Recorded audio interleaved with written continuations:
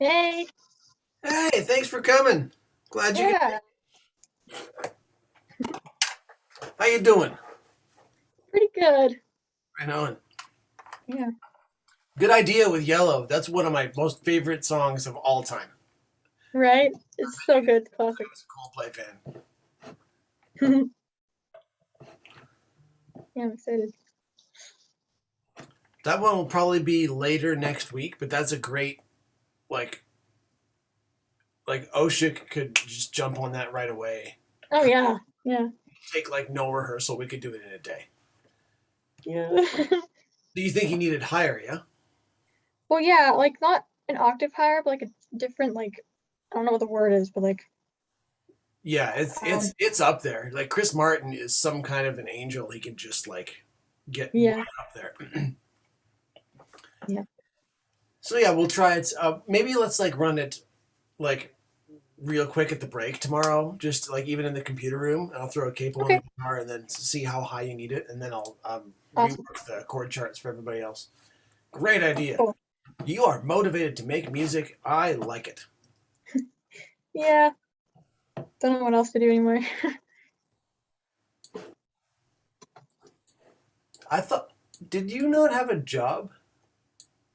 Not anymore. Well, like I'm still able to work there, but I just like school and everything. It's a lot. It's Oh, of course. tough Yeah. to get there and everything. So I can't remember what it was. I know you told me, but I can't remember what it was. thrift store. Oh yeah, yeah. My sister works there. I don't remember which one. Mission thrift. Oh, the MCC one. Yeah, Right on. Oh yeah, we totally talked about this. I used to volunteer there. Right. yeah. Yeah. My memory banks still work a little bit. They just need some short circuiting.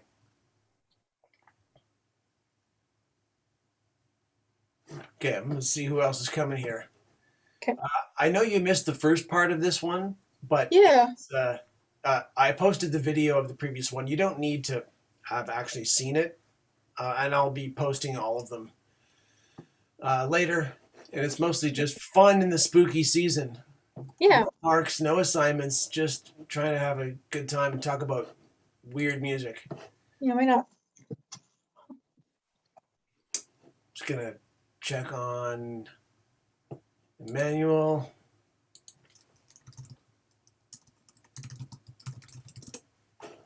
Luca can't come there at Circle of Voices. Same thing with Billy. It might just be me and you. Hmm. It's all good. I quite enjoy your company, so this will be fun.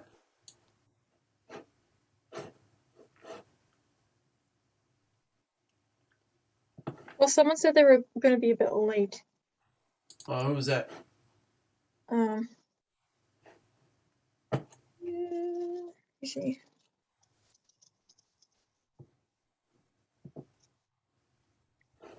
I don't know. I thought I saw a message that said that. Weird. Oh, that was Emmanuel from last time. That was Okay. last week's meeting. Yeah, Okay. probably Nat. And he was online 22 minutes ago, so there's that. And who else saw the message? It was you and Oshik, Jodica, Hunter. We'll see. Okay, well, maybe let me give you like a quick recap of what we've been talking about. Okay. Uh, the whole point of this um, little series is one because it's Halloween and like spooky Mm-hmm. stuff, like music that's supposed to be dark as opposed to joyful. And why do human beings practice the idea of making music that kind of like celebrates the darker parts of existence as opposed to just trying to make music for the sake of joy? Mm-hmm. And it's primarily rooted in anti-capitalism, which Yeah. is the idea that music is not supposed to be not. I'm not saying I agree with this, but just saying what I what I've observed is not meant to be made and created just to create money. And music should be made as a way of just practicing being alive as a human person. And to that extent, the metal community is a great example of this, because the whole point of metal is not to create capital or make money. It's just to make an art form that goes against the grain for the sake of going against the grain. And there's Yeah, not many art forms out there like that, where you you only make it because nobody else likes it. And that's the whole point. If yeah, metal was mainstream, that it would have no purpose to exist. exactly. I think the most kind of common analogy is like, with society and the world that we live in, there tends to be a lot of grime and grit in our brains and in our psychology.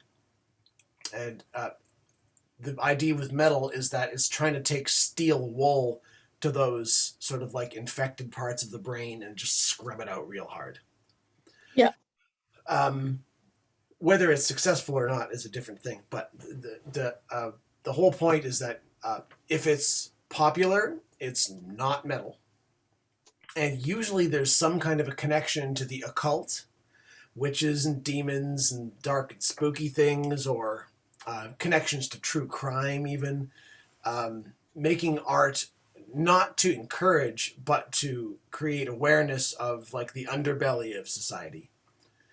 And uh, also, that music should probably be really difficult to actually perform. yeah, Like, you don't go into like beginner guitar lessons kind of going like, I'm going to play metal right away. Like, no, you're going to play Ode to Joy. You're going to play the basic stuff. You're going to play really simplistic things to build a skill set and so forth. You can't just jump right in and play metal. It's supposed to be difficult so that hacks can't do it. So that it's when it's made, it's serious. So anyway, to recap that, there's three parts of metal. One, a connection to the occult or the arcane or the otherwise kind of like darkness of existence. Um, Two, it should not be popular by design. It's okay if like there's a community of people like it, but if it's like Britney Spears top 40, no, that ain't metal. Which yeah, is why like the metal community, generally speaking, has like disowned Metallica. yeah, Well, they're a heavy band. They've done amazing things. Like they just found a commercial outlet and were able to like actually capitalize on the art form. So therefore, it's not metal; it's just hard yeah. rock. And that community is organized. I'll show you a list of like subgenres of metal in a second, and you'll be like, "This is Okay. super organized."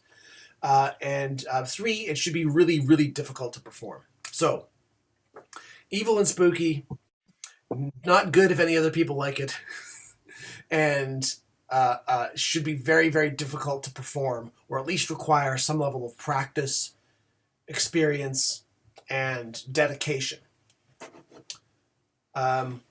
Let me pull up this list of sub genres of metal.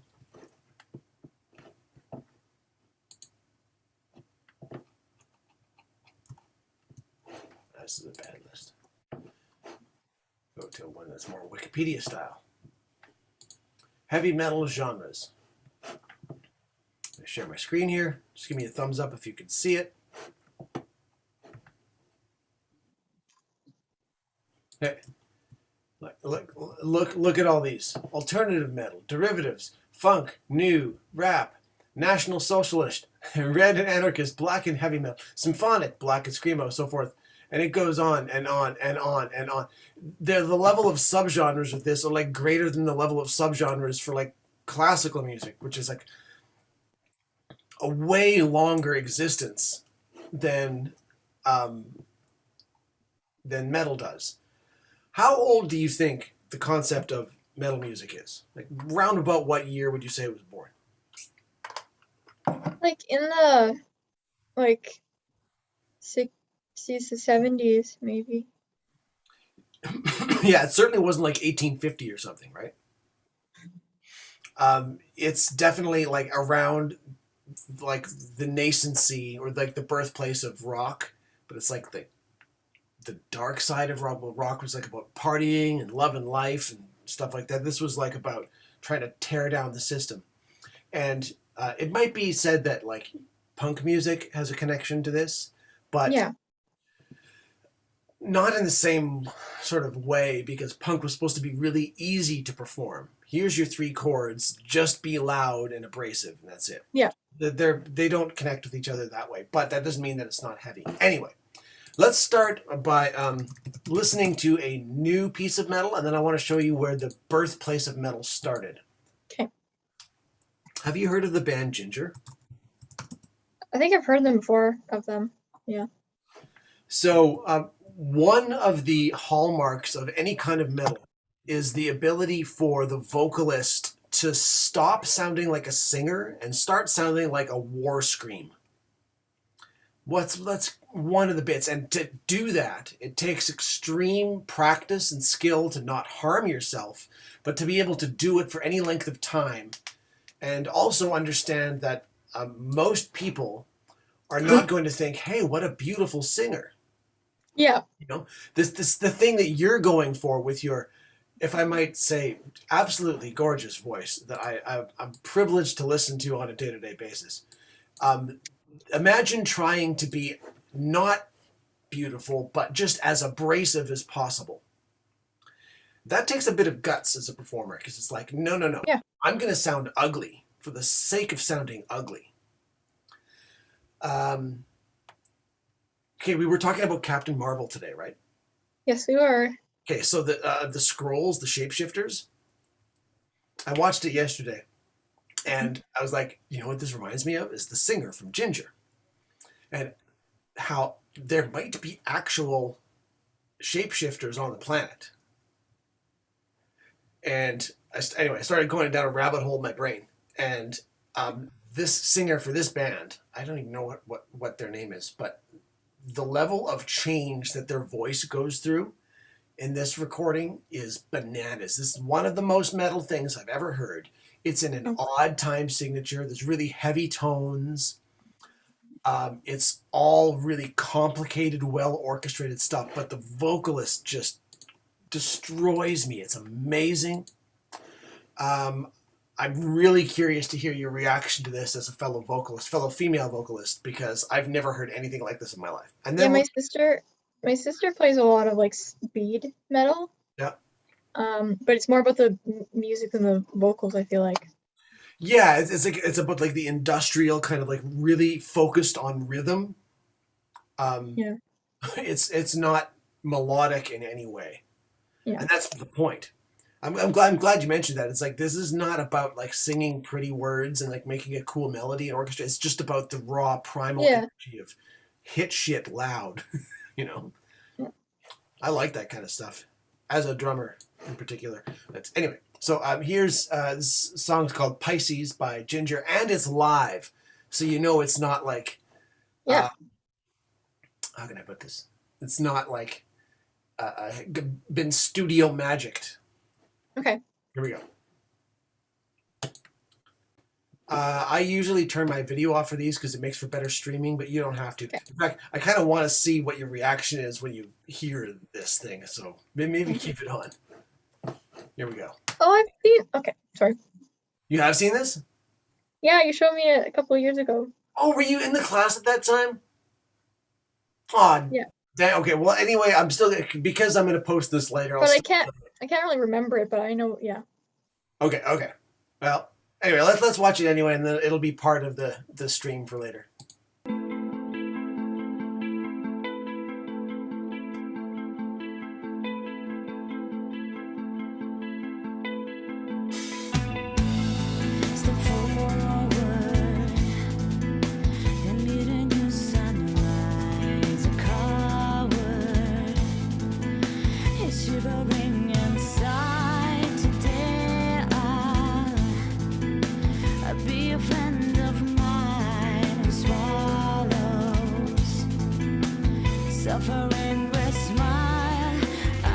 Just a side note, it's like a major inconvenience to have a tongue ring as a singer. It really makes everything more difficult. So she's like purposefully operating as a vocalist with a debuff or like a negative ability thing. like, or for Yeah. lack of a better word, a handicap. It's like, yeah, I'm a marathon runner, but I'm also going to tie both my hands behind my back at the same Yeah. time. That makes it more metal. Through a different reality with unconditional loyalty. Ego hardly can be picked 'cause I'm selfless.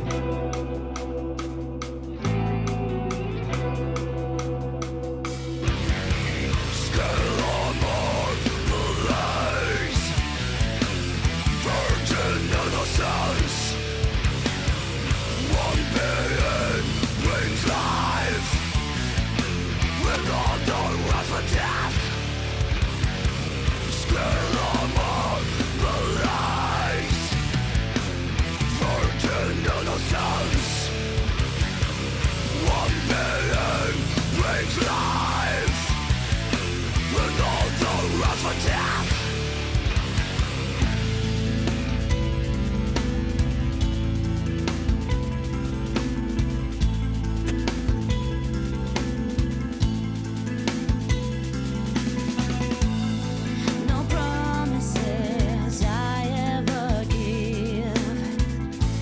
Don't rely on me and I won't deceive. The beginning or the end you can't tell. When I wave my fin and shake my tail, I grew a different normality with unblameable morality. Hooks and nets are there for me, but I'm skittish.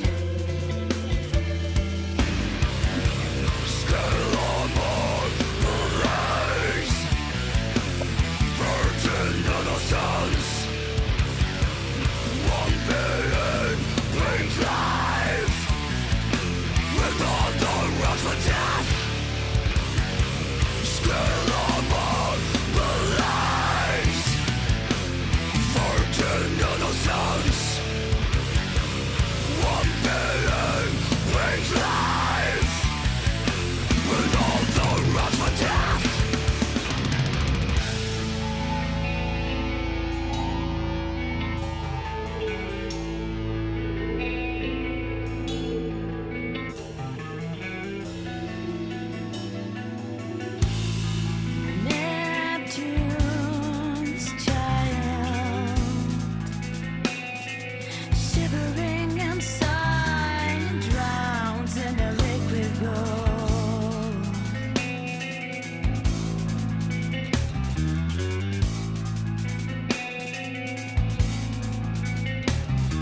Cherish his life to the underworld.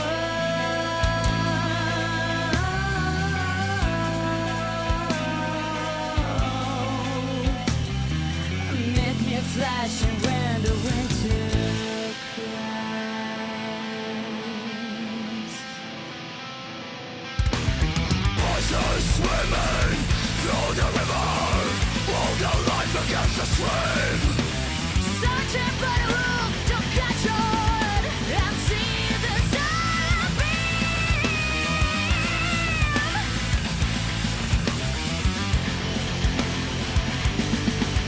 don't suffocate in painful tortures, long-cutting tables of callous men, wandering on of phantom butchers. Emeralds are whipped away, emeralds are whipped away, emeralds are whipped away, emeralds are whipped away.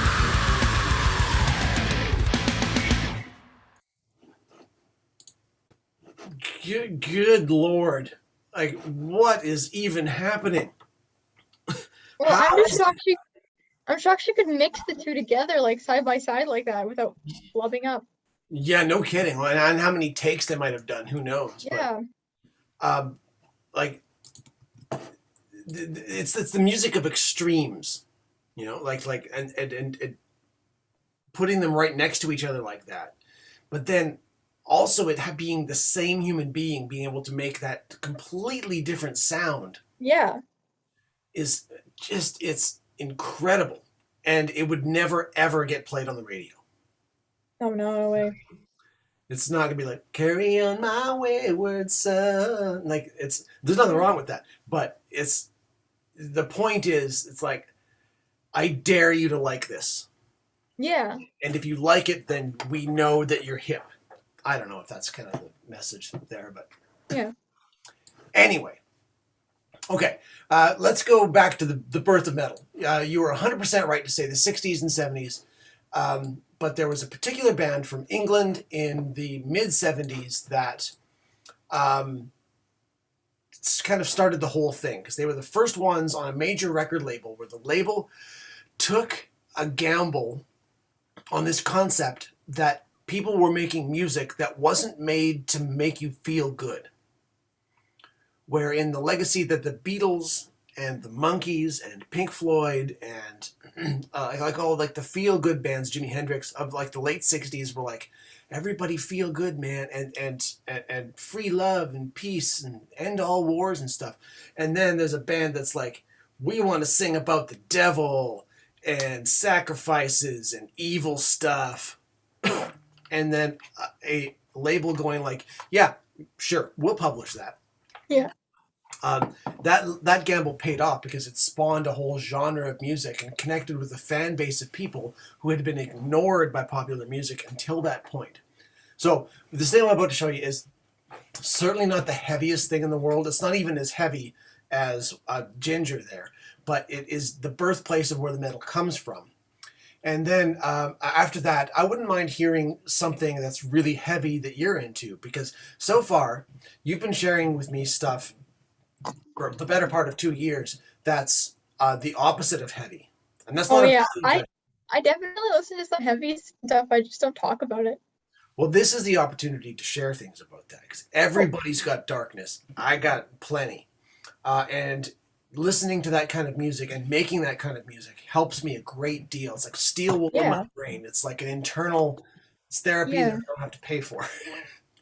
It's a temporary fix, but it does provide a lot of quality to my life. And I hope to allow other people to share that part and not be scared to go like, yeah, I like heavy, brutal stuff. Yeah. Of course, has to be suitable for a school environment, yada, yada, yada.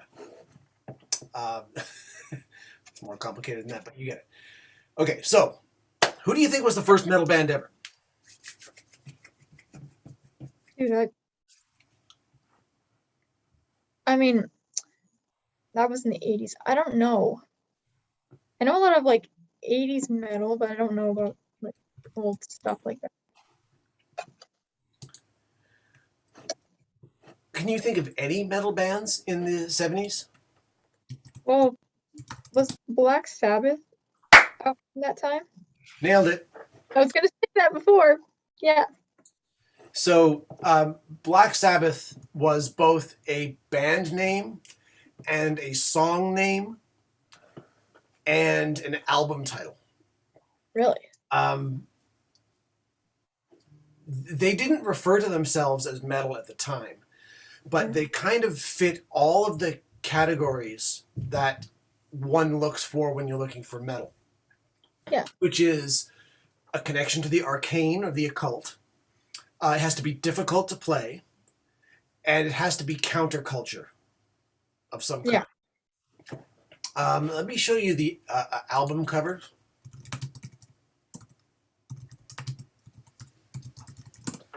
Because the image itself is like, well, you're a horror movie fan. I think you'll be very happy with this particular album cover. Oh, that's dope. That's so creepy. Yeah, and that's the album cover. That's it. It's like this swamped out land. Yeah, I love it. In the fall. This is not spring. It's not winter. This is right around the Halloween season. This decrepit old building, this somehow superimposed, let's zoom in here, like non-gender like binary figure, Yeah. just all in black. It's a sickly green, orange, yellow kind of, I don't know what kind of skin that is, but it ain't human. Yeah. At sunset, amongst all these dying things, like they're not dying, but in a cycle of dying, Yeah. fall. And it's just like, what does this even mean? This is some kind of an occult. And then at the same time, the Beatles are releasing like this. Where is it? There you go. All you need is love. Yeah. All you need is love. And then this is what the other record label in the same country as the Beatles is gambling on. Wow. So, clearly there's a connection to the occult with just looking at the image and the fact that they're not like going crazy with we're Black Sabbath and this is this guy on the drums, and like they're not promoting the idea of this as a band for something to sell. It's just like, this is what we are, and F you if you don't like it. Just uncompromising integrity. And this is about the art. This is about the product. This is not about us trying to like score money and fame and women or men in the process of touring. That's what that image sort of like speaks to me of. Now, let's talk about the band name. Now. Yeah, hey. Pardon? It's really interesting when you really think about it. Like, go ahead, tell me what you think. Well, see, Sabbath is like a religious term. And I can never figure out. Isn't it like the day of like rest or something? Yes. Yeah. So in the Old Testament, and you should take this with a bit of a grain of salt for me, because I grew up Catholic and was raised in the Catholic I know. But I have long since abandoned that, and I've tried to it's probably repress a lot of it, but some of the old Bible study stuff is still there. So in the Old Testament, the Jewish people were afforded a day of rest in their sort of like week-to-week life, because in the book of Genesis, God made stuff from day 1 to day 6, and then on day 7 took a break. Yeah. And that's kind of observed. Go ahead. Yeah, sorry, I just remembering the little, like, my old pastor told me about that. Like, he explained to everyone what that is. And that was called Sabbath then. Yeah. Day he rested. Holy day, day of rest. This is why in most mainstream Christianity practices that there's you go to church once a week, and it's usually Sunday, but in the Jewish tradition it's Saturday. It's called Saturday. Yeah. So immediately there's a connection with this band to some kind of holy, or clearly by the cover, unholy practices, just by using the word Sabbath. And of course the Black Sabbath would be the opposite of that. So it's meant to invoke the idea of the opposite of holy. Instead of it being just Sabbath, it's the same kind of thing with Judas Priest, isn't it? Exactly. Judas being, of course, the disciple that and I bring you murder. Judas now. Yeah. If I could sum it up with a vine there. Mankind turning its back on light, that's the metaphor, and taking money in return for them betraying that which was going to save you, or something like that.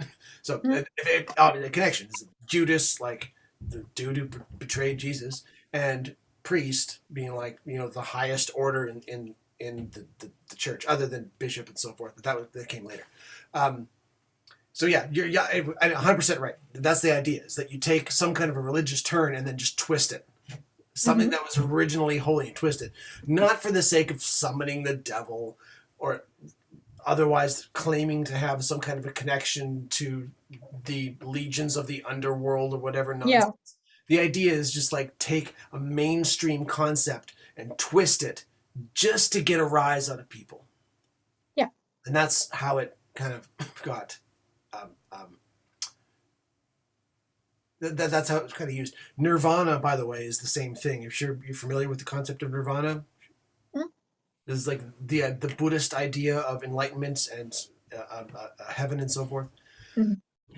And then the music sounds like the opposite. Yeah, exactly. That's the idea. So Black Sabbath, Judas Priest, Nirvana. I'm not saying Nirvana was metal. They definitely weren't, but they were definitely heavy. Anyway, this whole album is a giant collection of the arcane and sort of like celebrations of the weird and the underbelly of society. And I'm going to play you the title track from it, which is also the band name and the album name. But first we should look at the actual lyrics. And then we're going to talk about the actual notes and how it's kind of like a middle finger in the face of evidently Catholic practices about which notes you can and cannot use. So here's the lyrics. Have you heard this song before, by the way? Depends. Probably at some point. So here's the lyrics. What is this that stands before me? Figure in black which points at me. Turn round quick and start to run. Find out I'm the chosen one. Oh no. Big black shape with eyes of fire. Telling people of their desire. Satan's sitting there, he's smiling. Watches those flames get higher and higher. Oh no, no, please God, help me. Let's go crazy. Is it the end, my friend? Satan's coming around the bend. People running because they're scared. The people better go and beware. No, no, no. God praise you all. Anyway, so there's not much for lyrics there. The imagery is pretty obvious. The idea is that somebody's going for a walk in the woods and they stumble across the Black Mass, the Black Sabbath. And they run and they realize that, oh shoot, they're going to choose me for a human sacrifice to sacrifice me to the Dark Lord. So it's like any other kind of like really B horror movie. It's like, I'm caught in the middle of something I didn't know. And then they're scared and then they run. Have you ever seen the movie The Ritual before?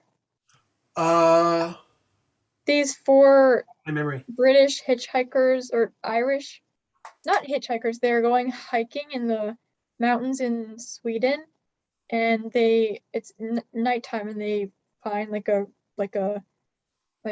ritual going on and they become sacrifices, and it's the same thing. Yeah, I think you pretty much understand what's going on here. That's exactly it. I don't think I've ever actually seen that. If It's so creepy, dude. So creepy. Later on, can you send me a link to that trailer? Because I'm trying to get together a list. I don't get freaked out easily. That scared me a lot. So it did its job. Horror movies that don't actually scare you, that ain't metal. Okay. Yeah. So before we actually listen to this, there's something you need to know about the actual notes that are being played in this song. And there's a whole documentary about this concept, but I'm not going to play it for you because, I'll send you the link later, but it's kind of belabors the point. I need to open my GarageBand so you can hear me actually play here. Do you read sheet music at all, Beck? Oh, no, I just do tabs. Never could do that. Okay. That's fine. You don't need to be able to do this. Come on, turn on. Oh, you can't see this, but like my MIDI setup here is a guitar. Nice. As a child of the 80s, I was obligated to have a guitar, of course. My mom played the accordion. Oh, I love accordions. Pretty great.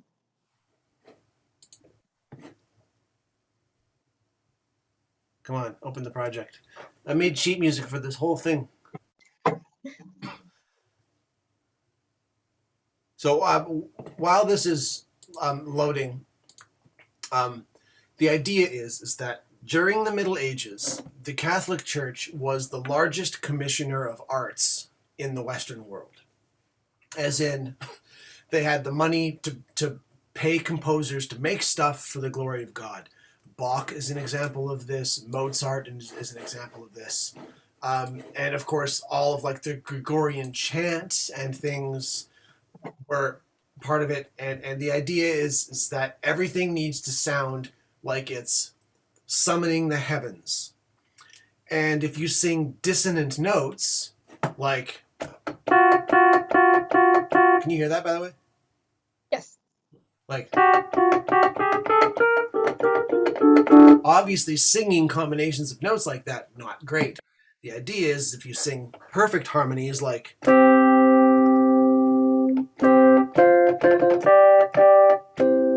that sort of stuff, is that it's going to resonate bigger in a church and more people are going to feel good and so forth.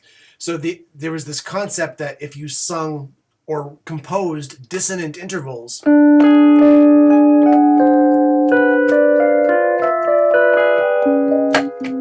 that kind of thing, which aren't unbeautiful, they're just a little spicy.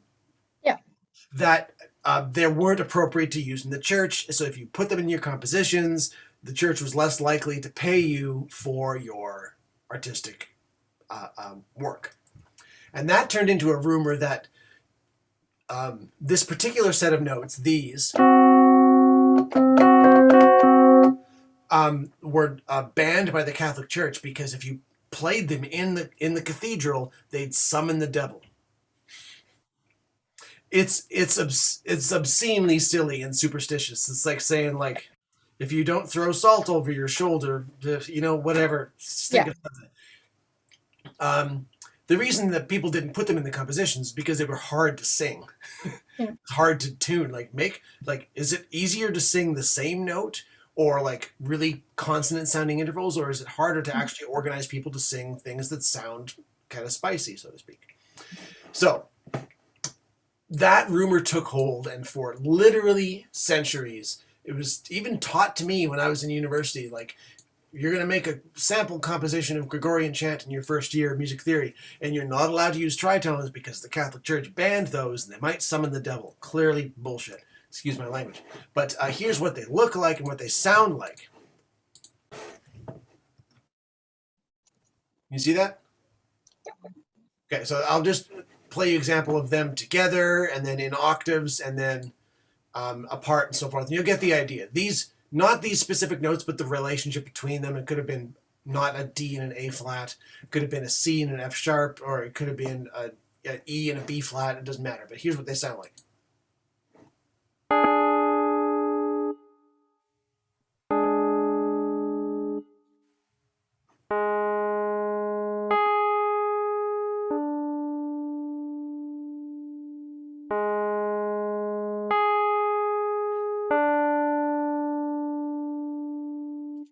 Not exactly a pleasant thing, like,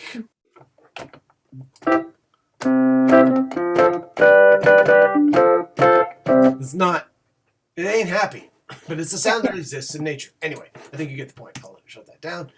So the dudes in Black Sabbath knew this, and they deliberately exploited it to be like the only notes that are used in the guitar riff and the bass riff and in a lot of the melody, which is actually really hard to sing.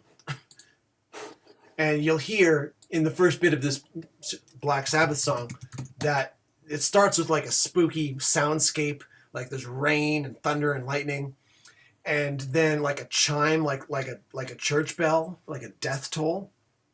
And then the guitar starts playing these tritone notes that were like the notes of the devil that you weren't supposed to use. Which, of course, you can't summon the devil with a sound, probably because the devil is not really a real thing that you can summon. But the idea of the occult and the arcane is behind it. So imagine this a band plays music that's talking about a human sacrifice scene with this creepy cover, and they're using the notes that the Catholic Church banned to summon the devil. And do you want this to go on the radio? And it did, which was No way. Yeah, it actually did really well. So here we go. I'll play the song here, and then we'll talk about it. And then I'd love to hear something that you are into that's heavy. Here we go. Oh, by the way, I know it says 38 minutes, but that's the whole album. I'm only going to play you the first song.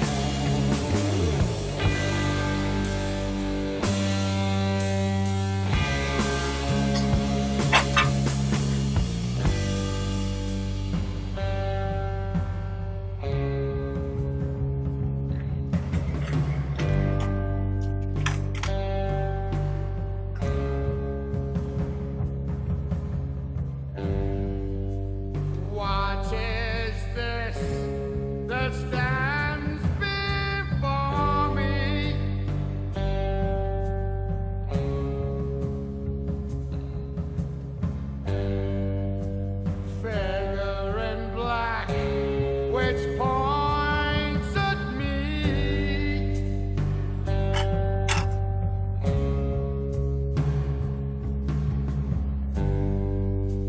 Turn around quick and start to run.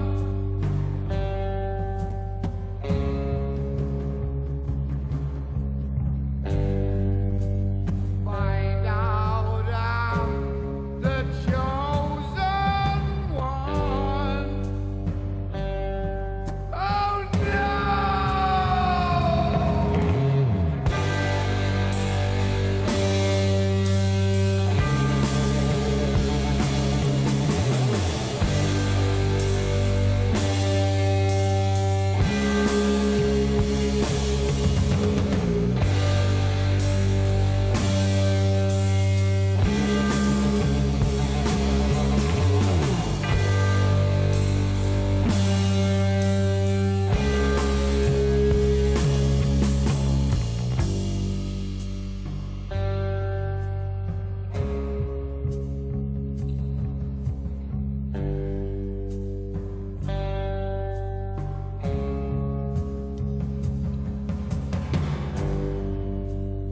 Big black shape with eyes of fire.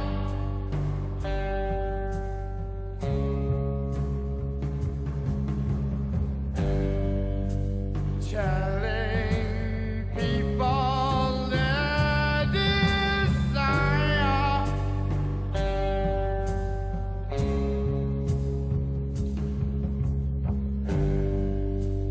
Satan sitting there, he's smiling.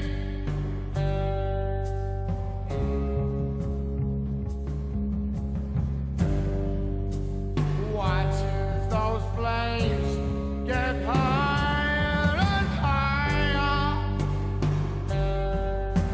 Oh no, no, please God help me.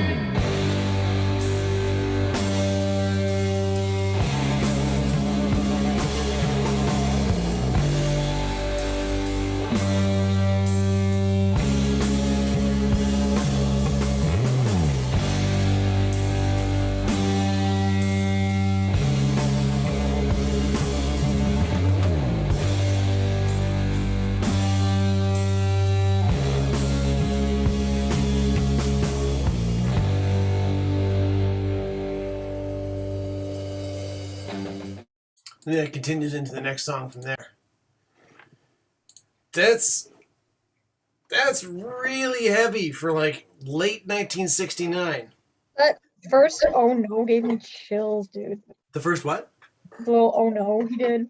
Oh yeah, like, and Yeah. he's doing like the spoken word bit, breaks from the singing and just is like, oh no, please. That was like pure evil all the time, dude. That was crazy. He's channeling. They really like they got what they were trying to, they did what they're trying to do. I know what they're doing. Yep. And keep in mind at this point that there was like almost no inspiration to go by. Yeah. You know, this was not the popular music of the day, and they're like carrying forward somebody else. These are pioneers of this idea. Yeah. Now, obviously, Western classical composers have been using, dark tones and stuff like that to create atmospheres and environments, but not with the deliberate lyrics of, oops, I'm about to be human sacrificed in the woods. Yeah. Oh, that was like satanic cult. And the picture really fit the song too, didn't it? Yeah. Yeah. I wish the moon was in it, but this is not exactly a pro photo shoot. Yeah. They probably could use some, how can I put this? Further artistic tweaking, but it's still like that inhuman, neither male nor female alien thing in the middle with the green skin, and it's not even a color. I don't know what color that is. Yeah. And in the fall when everything is dying. So of course they've recorded this. I'm off by a couple of days. They recorded it on October 14th, so the middle of October. Pretty close now. 50. It was recorded October 14th, 1969, and released on Valentine's Day, 1970. Hey. Yeah, it's pretty crazy. And so, how many years ago was that then? 1969 to Shoot, that's a now. long time ago. Hold on, come on, Siri, do math for me. 2021 minus 1969. 52 years ago. Yeah. Did you hear the tritone, like the band interval? The whole That's like the time. entire song. It's like just this drone, like this kind of like almost meditative. It feels like a ceremony. It's not speed metal. They're not like Oh, doing yeah. complicated things. It's just difficult to hold that thing. And there's no choruses and there's no form. It's just like here's the Yeah. feels very ritual cabal sort of like vibe. They set out to do that and they did it. Okay. Well, that's all I have to say about that particular thing.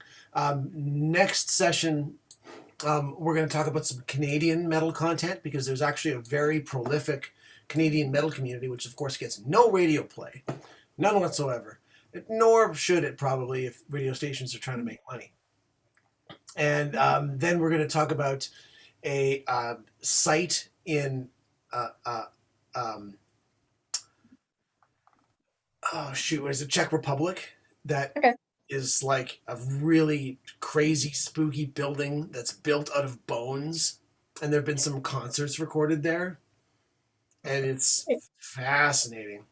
And then we're going to do a whole bunch of sharing sessions and encourage people to share the dark part of their likes that we as a society, generally speaking, have told people to keep a secret.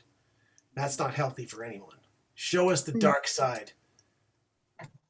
School appropriate, of course. Okay. So what do you got? And can you I'm send thinking me about that it. on the messenger? It's called Drowning. It's by Crank That Frank. Okay.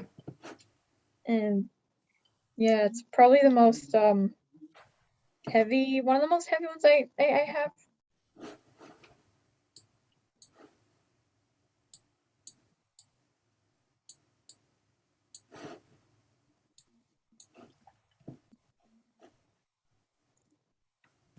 Oh, where's messenger? There it is.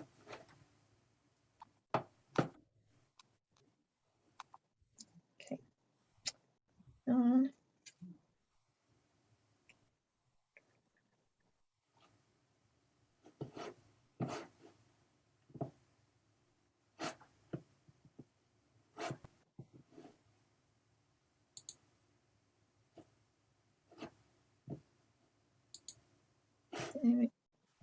yeah.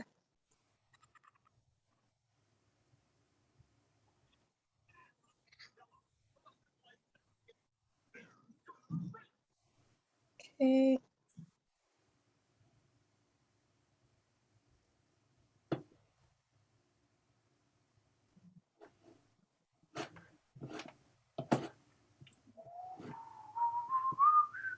I'm copying the link, right?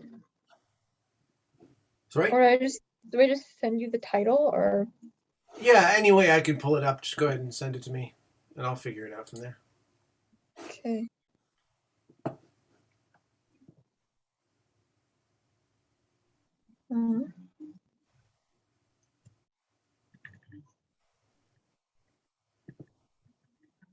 I see the dots.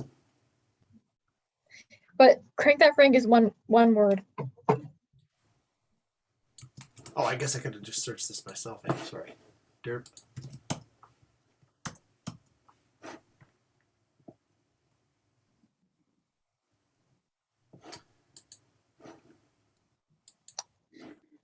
Oh, I'm getting a targeted ad for Tylenol. No, it's children's Tylenol. Oops. And Frosted Flakes. I got Frosted Flakes too. Okay. I'd make sure that I have the right one here. It's blue. This one? Yes, that's the one. Okay. So tell me about this. Well, Frank is a YouTuber and he stopped making content a while ago, but he made a couple of songs, and I decided to listen to them one day, and I was like, whoa, like I wasn't expecting it, because he's like a really soft-spoken person. No, he's not soft-spoken, but he doesn't sound like he can make the sound that he makes. So I really liked it because it kind of brought out my like angry side when I was a little emo child. But then I started actually liking it for just its like musical content. It's just good music, I feel like. It's like he's very angry in the song, and I can resonate with a lot of things that he's saying. So I'm like, you know what, like it works. Oh, I'm reading these lyrics. This is heavy. Yeah, and if my sister hadn't listened to like metal stuff, I would have never gotten into it. She was like the guinea pig for all that stuff. Don't you know only death can fill this void, sewing your mouth shut so I can sleep. Whoa. Whoa. Oh, that's brutal. What else can you tell me about the poetry? I don't know. I haven't listened to it in a little while, but I thought of it right away when you brought this up. But I don't know. Lyrics are very like telling, and they good visuals, I think. Yeah. I don't know. Just There's definitely a reference to alcoholism. yeah. Another bottle is empty, and I don't think I'll wake up this time. Poison coursing through my veins. That part. Okay. I'm ready, willing, and able to accept the darkness in this one. Get ready. Here we Kind of go. hits.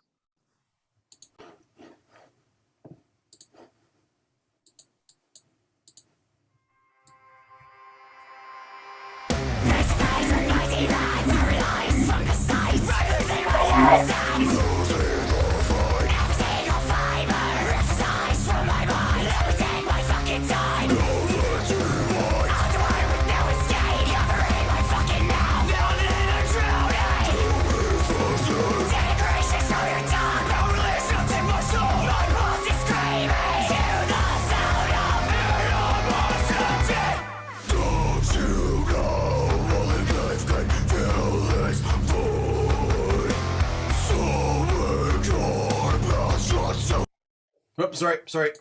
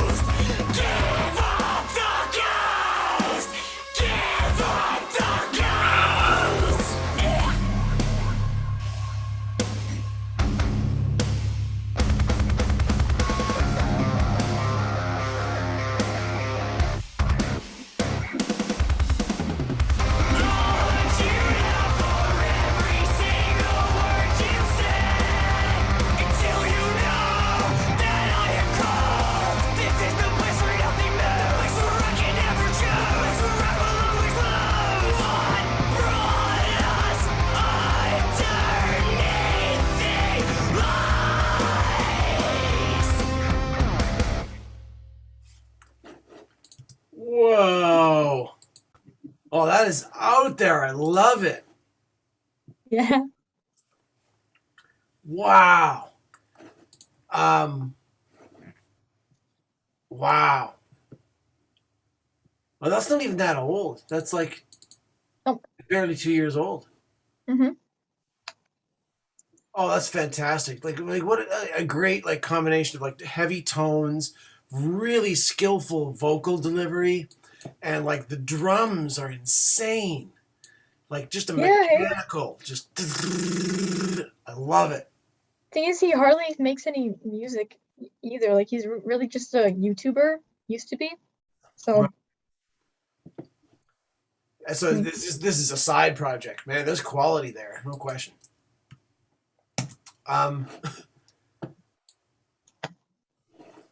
Cool. Well, this kind of worked out that you're the only person here because we were able to talk about that for longer and kind of give because I was going to open it up for like the last half hour to like people to share their stuff and then just kind of go from one to the next. Okay. So in regards to the Canadian content bit, for metal music, I wanted to give you an introduction as to what some of that's going to look like for the next meeting on Thursday. And we're going to talk about some like individuals in the Canadian metal scene that are like kind of legendary and have been doing really hard work and are really prolific artists, but the mainstream music industry just doesn't pick them up. And one of my favorite dudes is a guy named Gene Hoglan, who's from Surrey, BC, and had a career as a professional baseball pitcher, but suffered an injury and his career was reluctantly cut short, so went to the second love of his life, which was playing drums. And not only is he an insane metal drummer, but he's like 7'2" and about 400 pounds, and is just like this giant of a man, and has played on I think somewhere in the zone of like 20,000 studio recordings, like a lot. Like his whole job is just playing metal drums in the studio, and also was a pioneer in the concept of putting triggers in the drum set that allow for not only the listener to hear the drum that's being hit, but for also to trigger an electronic signal that plays another drum, so you get an even heavier sound. Okay. Like you're playing two drum sets at once. Now, the thing I'm about to show you is not in that particular documentary, but it's mostly like just how fast, loud, and technically efficient the guy is. Someone made a documentary of it. It's called The Atomic Clock.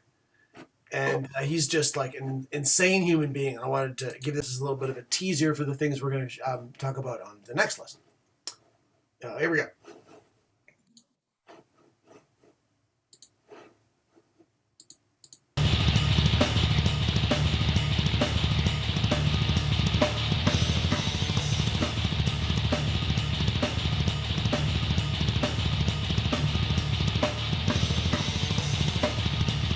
Hi everybody, I'm Gene Hoglan and welcome to my very first drumming DVD. This is going to be informative, educational, and entertaining.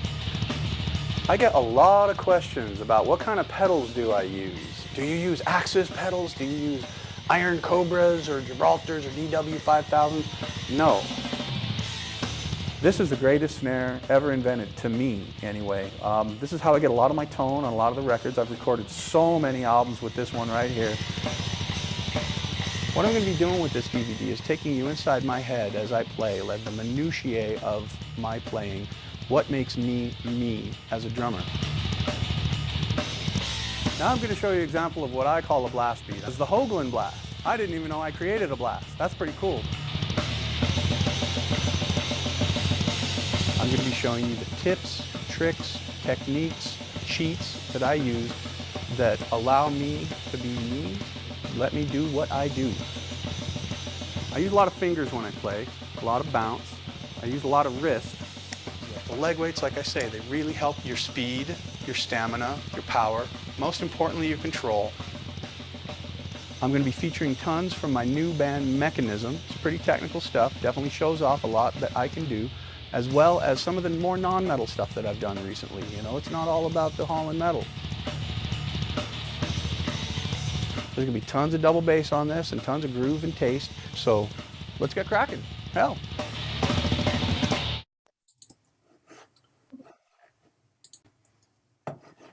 He's like just a physical force. One of my favorite parts about any kind of metal is like the guitarist doesn't really have to work for their tone. They just got to plug into the right pedals and the right amps, and it's kind of all there. It takes some research and tweaking and stuff, but the drummer, it's just a drum. You just have to hit it, and you have to just hit it fast and loud and consistently. And if the drummer ain't working, then the rest of the band ain't working at all. That's one of my kind of like favorite parts about metal drumming, is that knowing that at the backbeat, that the backbone of it is that there's somebody who has like really been physically demanding on themselves, like putting leg weights on. Yeah, what? Yeah. And talking about it like it's nothing. It's like, yeah, that's insane. And then of course, not just doing that for like 100-yard sprint, but doing it for like a 3-hour concert. You know? Yeah. Anyway. I have a great affinity for this particular art form.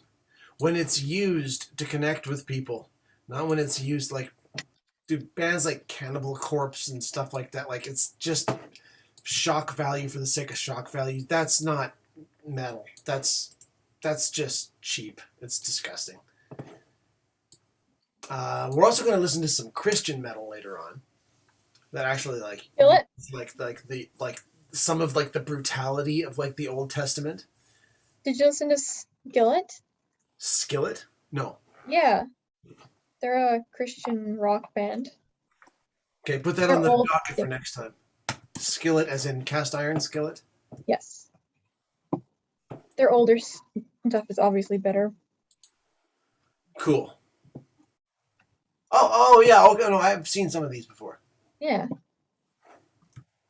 Right on. So yeah, make a whole playlist and then send them to me, because I will definitely crank them on the car on the way to work, because that's better than coffee sometimes. Okay.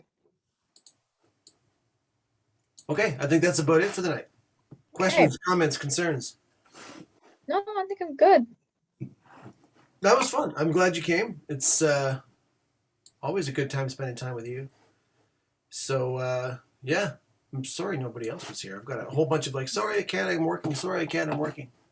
Well, tomorrow, I'm going to like a church thingy, so I'll probably be gone for that. That's fine. We don't do them on Wednesdays. It's only Tuesday, Thursday. Oh, cool. Okay. So it's all good. If you get a chance, watch Halloween special part 1 on the YouTube channel. I'll post this one later for everybody else. Okay. That's about it. I need to introduce you to my friend. Oh. Oh my goodness. It's an owl skeleton. Where'd you get that? Value Village. Ah, nice. Oh shoot, what was his name? Leopold Brokebeak III. Because I sat on him and I had to glue his neck back on, so it looks like he's constantly Oh no. neck by mistake. Leopold Brokebeak III. I saw this, I was like, I need it. I don't know why I need it, but I need it. Very nice. Go up here, Brokebeak. Okay.